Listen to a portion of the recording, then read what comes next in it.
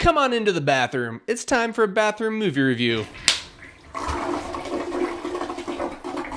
So we have our newest adaptation of Mary Shelley's Frankenstein, and this time it's a very loose adaptation, and that is the film The Bride. What's interesting is the Bride of Frankenstein was never even a part of Mary Shelley's book, but it's become a character that fans seem to resonate with as they've brought her back in multiple movies. But as far as I know, this is the first in I don't know how many decades, 60 or 70, maybe more, that they've actually had her in a movie. Don't quote me on that, actually. I've only seen 2 Frankenstein movies now, so what do I know? I just remember seeing a title that said The Bride of Frankenstein, and I swear it said 19 something. This movie is directed by Maggie Gyllenhaal, and to wrap it up, I will just say this movie is very, very weird. In a lot of ways, this is like a newer version of Thelma and Louise or Bonnie and Clyde. It's got those themes of rebellion, female empowerment, breaking the status quo. So in this film, we've got Frankenstein, who likes to be called Frank, played by Christian Bale. Already a big win. I'm a big Christian Bale fan. And he has now been alive for over 100 years, and he is lonely, he's sad, he wants companionship.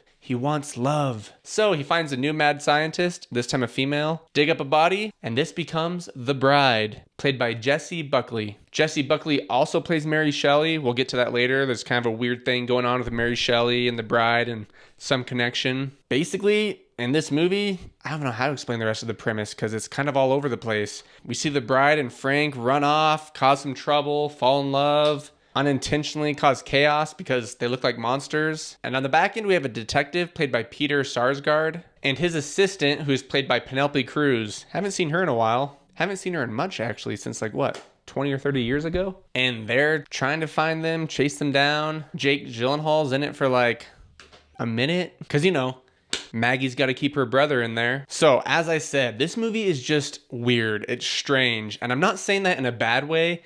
Really, that's the main thing that kept me watching, besides Christian Bale and Jessie Buckley. It was so weird, it was hard to look away, and I was curious what would happen next. And without that weirdness, well, we'll get to that later. What I liked first, Christian Bale as Frank.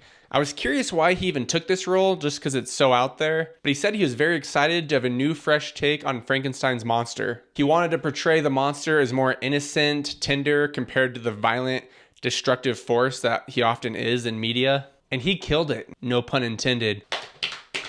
He was smart, he was charming in a monster type way, and that tenderness really hits.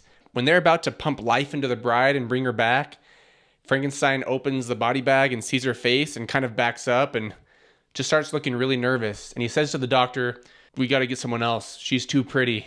And you sense that insecurity, and it hit. They nailed what they wanted. I felt bad for him in that moment. This lonely creature doesn't feel good enough. So he really did a good job of showing off that humanity and tragic nature. And then our other lead, Jessie Buckley. Holy cow. Her playing the bride just was really a mix of Harley Quinn and the Joker, and just kind of cuckoo, but also deep.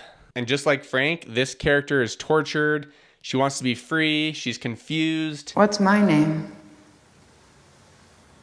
I can't remember. So I thought the actress did great. The character was interesting. I didn't love one thing they did. Maybe it's because I'm just not a super deep guy with this stuff. But Jessie Buckley also played Mary Shelley. And it shows the bride at times having these visions or seeing Mary Shelley in black and white talking to her and kind of being vulgar. And the movie was trying to be artistic. And they were trying to portray Mary Shelley as finally being able to express themes, unresolved emotions, different controversial ideas that she couldn't share at the time she wrote the book. And that was interesting, but like I said, weird enough that it kept me watching. But I wasn't the biggest fan of that back and forth of the bride would start talking like Mary Shelley and have her ideas and then go back to herself. I mean, I liked how good she portrayed it, but I would have been okay if it's just because she was a little crazy. Not that it's Mary Shelley speaking through her, but artistic choice. I'll give you that. And then the number one thing I liked, as I said, and I'll get deeper into it now, is just how weird it was. I mean, I was never bored. I kept watching. I was curious what they were going to do. And even though they had a lot of shifting tones and different feelings they're trying to express, yeah, that got annoying, but the weirdness kept up. And I'll say this, I saw the new Dracula last week, and I was bored. I was bored most of the movie. I was never bored in The Bride. It was stylistic. It looked visually appealing. And then the blend of humor, loneliness, some political themes about police corruption, and a lot of sexism blended together in just a weird way that was intriguing. Not to mention the weird monster aspect where they're doing the weird dance. You see it in the trailer, like the thriller thing, and they're just kind of like tweaking out. It was fascinating somewhat. And with the political messages about sexism back then and some of the police corruption, I don't love when they do that in movies and it pushes so hard that it takes away from the entertainment value.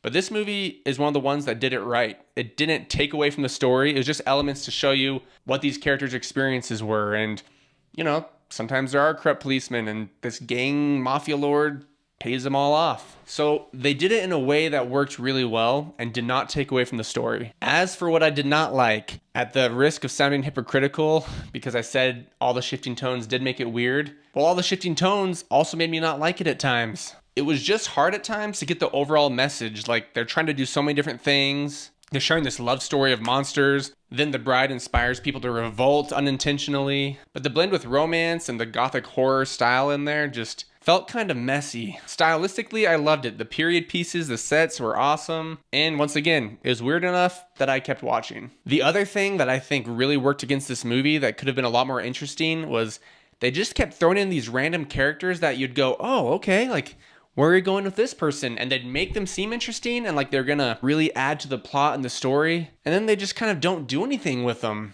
Or at least not anything worth watching. I guess they're there to kind of push the plot along and give like, hey, this will impact it 5% and this will really add to the tone. But we didn't need that extra 5%. We need like, come on, give a bigger push. Take a risk. At the same time, this whole movie is a risk because it's such a weird idea. And I liked it enough. But I mean, Jake Gyllenhaal was in it. He's a famous movie star, and I think he did his purpose better than the other characters, but he's never in it after the first third besides when they're watching film. And then Peter Sarsgaard and Penelope Cruz, the detectives chasing them down.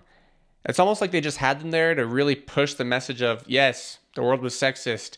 Penelope Cruz wants to be a full-fledged detective because she's good at it, but she has to be the assistant to the detective because the world won't accept her. And that's a good message, but I was hoping their characters would have a lot more involvement with the bride and Frank. And they kind of do a little twist where, well, I won't spoil it, but just kind of fell off again. And then there's this little crime grunt guy that doesn't seem like a bad guy, but he's working for the bad mafia member. But he's also trying to chase down Frank and the bride. And once again, didn't really need him. I thought we needed him. I thought he was going to play a bigger role at the end, but just kind of felt weird to throw in these other characters. It's just like, hey, we want to make the movie a little more diverse and interesting, so let's just throw in some other people. Really, at the end of the day, this movie just left me feeling like I had a lot to unpack. And not unpack in like a, whoa, mind bender, like after watching Inception or Good Luck, Have Fun, Don't Die, great new movie. No, it wasn't like that. It was more just, there's kind of a lot going on. I liked it, but I also didn't. It was kind of messy. At the end of the day, this wasn't my favorite movie, but I'd give it a 6.5 out of 10. I want to give it a 7, but that just doesn't feel right. But a 6 also feels too low for how bold this movie was. So I'll go with a 6.5. I'd watch it again, probably just not for quite a few years. But if you're ever wanting to just watch a really weird, different movie, this will fill that void. As always, thanks for joining me in the bathroom. For some more movie reviews, news, and trailer reactions, come back anytime.